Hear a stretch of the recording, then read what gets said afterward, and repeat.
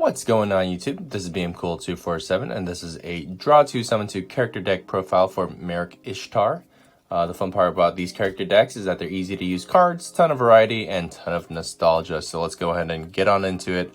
3 lava golems. Marik's deck is intended to be, or his character deck here is intended to be a burn deck. So we're going to run 3 of him, and he is the main card. And you can see he holds a prisoner in his cage there. So this one summons to your opponent's side of the field, and then although they get a 3000 beat stick, they take 1000 damage every turn he's on the field, and we have ways to stall while he is on their side of the field, so it hurts them. 1 Ring Dragon of Ra, so can't be special summoned, so that's why I took out the Temple of Kings and Mystical Beast circuit from this deck, because I thought this guy could summon him. Special summon 1 monster from your hand deck or fusion monster from your extra deck by tributing this guy, but since he can't be special summoned, I took that combo out. So just 1 of him. Everyone knows the effect where you tribute 3 and then you can bring him out and then pay a billion life points to give a bunch of attack to him. So 1 of him because Marik, that's his like boss monster, and he's just very cool. And I got the English writing for him, so you can actually play with him. Hell Palmer or Pomer. So this one is if it was at the end of each of your opponent's battle phases, if this is in your graveyard, it discards 1 random card from their hand, which is really as long as he was disturbed by battle. So this is a really annoying card for the opponent long term, especially if he's in your grave early on from battle. So they're trying to get rid of him without battle, which is kind of funny. 5-star, so a 1 tribute there. Legendary Fiend. He's just increasing as it stalls. So if you have stall cards out and then you have him out, the longer he's on the field, the better it is for you, and pressures your opponent to try to get rid of him. Visor Dez. When this card is normal summon, it kind of essentially is on the field until that monster is destroyed. Because it can't be destroyed by battle while the monster's on the field. The only bad thing is when he comes out, he's probably in attack mode, right? 500 attack, so he's just kind of like an almost direct attack to your life points in a sense. But yeah, there's Visor Dez for you, ladies and gentlemen. Juragedo, yeah, I don't know if I'm saying that right. This guy's one of the newer cards, and he's actually a really good effect. So 1700 is decent stats, but then he also, during either player's battle step, you can special summon this card from your hand, and then if you do, gain 1000 life points or a free Denkedo. You can only use this effect on turn. During either player's turn, you contribute this card, and then target 1 face-up monster your opponent controls. It gains, or you control, it gains 1000 attack during the end of the next turn. So maybe like a little quick boost to win a battle. Dark Geroid. So essentially, when this card summons, like 1 face up on the monster in the field, loses 800 attack. So good to, if they have like, he comes out kind of like a 2000 attack in a sense, because anyone else who's like 1900 or 1800 will be lower than him. You know, you have 2 of them. Dralago. If they're in defense, or if they have 1600 attack or more, this guy can go direct, which is kind of handy. Holding arms and holding legs. So let me read holding arms. So essentially, these are both like, if you can imagine, just stall. So if this card is normal special, target 1 face-up monster your opponent controls. That guy can't attack, and its effects are negated. So the same thing with the Visor Dez, except the better part is he can't be destroyed by card effects either. Yeah, I wish this guy could just go to defense, though, when that happens. With holding legs, let me read the one here for you. If this card is summoned, return all set spell and trap cards on the field to the hand. You can banish this card from your graveyard and then target 1 spell or trap card your opponent controls. That said card cannot be activated. So this is a limitation for spells and traps. So that one's for monsters. Worm Drake, look at that, a vanilla monster. Again, these are mostly cards Marik used, and going with the burn theme here.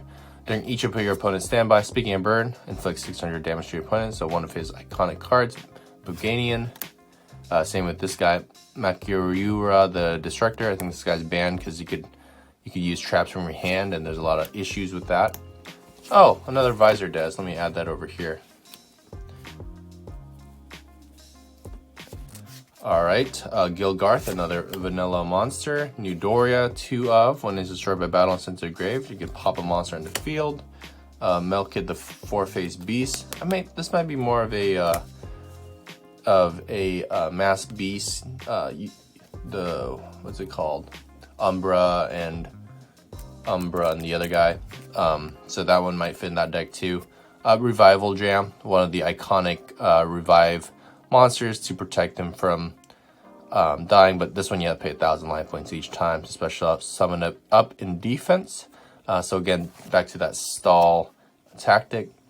Ganadora or Granadora, when this monster is normal summon, flip, their special, increase your life points by 1,000, but when it's destroyed and sent to the graveyard, you take 2,000 points of damage.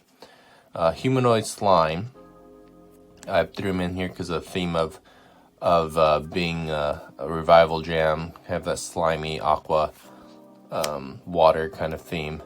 Lord Poison, so when this is destroyed as a result of battle, you can special summon a plant type monster except Lord Poison to your from your graveyard to your field, which is actually meant for this next card here. No one else in this thing is a plant except this next card here, which is Lekunga, Lekunga.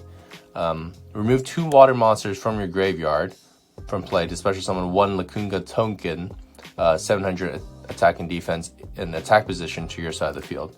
So he might be a good means to getting out your Winged Dragon of Ra. So let's say you have these 3 waters in your grave, or let's say you have him in your grave too, and he's destroyed by battle. You can special summon Lekunga and use his effect twice, essentially, because it's not once per turn. So you can remove these 1, 2, 3, 4, and that's 2 Lekunga tokens. So you'll have 3 Lekunga and Lekunga tokens on the field for a Ra special summoning. So hopefully you get all the waters out, or at least 2 of them for at least another Lekunga token. The 4 staples for my decks. Jam Breeding Machine. The only bad limitation about this is that you can't summon any other monsters, but you can set, but you can't summon any other monsters. So hopefully you have a good thing going, like something with the Nightmare Wheel, where it's just stalling and you're just burning and burning and burning, because this brings them up in attack mode, and that's not the best thing you want to see. But you can always bring them out and then set the other monsters. So I was hesitant about putting this one in. Maybe not the best idea, but if you get rid of this yourself, it might be good as well. Vengeful Bog Spirit. So this is actually good to combo with this because you can just bring them to defense afterwards, and it'll just be an endless chain. But if they can attack twice in this format, then, or sorry, if they can bring out more than 1 monster at a time in this format, it might not be good long term. But then we have Nightmare Steel Cage, 2 of, to stall, to go with the theme of Lava Golem. So yeah, this one is like a nerfed Swords of Revealing Light, for example, but no monsters can attack, so even your own. Exchange. Marik likes to trade cards with your opponent. 2 Nightmare Wheels, because this is a stall burn deck. So this stops them from attacking or changing battle positions too. So every 500 or every standby phase, you take 500 damage. Shift. I just felt like adding that one to here. I think Yugi used that. Metal Reflect Slime is a very worthy one to add here because of the metal or the revival jam. So 3000 defense monster that comes out as a result of this is a good stall card to be touche with your Lava Golem. And then lastly we have Rope of Life. When a monster is destroyed by bounce into the graveyard, you can discard your hand and then target one of those monsters and gains 800 attack, and it's reborn. So that's pretty nice for essentially any of these to come out with, except this guy can't be special summoned. So doing a Rope of Life there for Marik's deck as well. So the only thing I might consider taking out is this Jam Breeding Machine.